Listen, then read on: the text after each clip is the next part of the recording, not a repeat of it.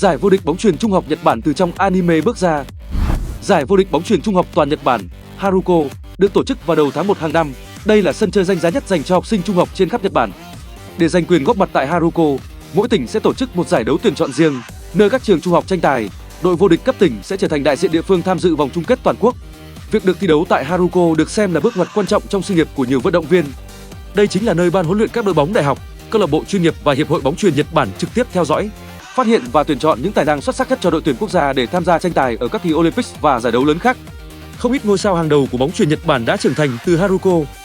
Yuki Ishikawa, đội trưởng đội tuyển quốc gia đã từng 2 lần vô địch Haruko liên tiếp và được triệu tập lên tuyển quốc gia ngay khi còn chưa tốt nghiệp trung học.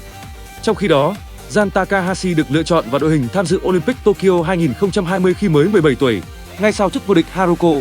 Thực tế, phần lớn các tuyển thủ Nhật Bản hiện nay đều từng ít nhất một lần thi đấu tại Haruko, minh chứng cho vị thế đặc biệt của giải đấu này.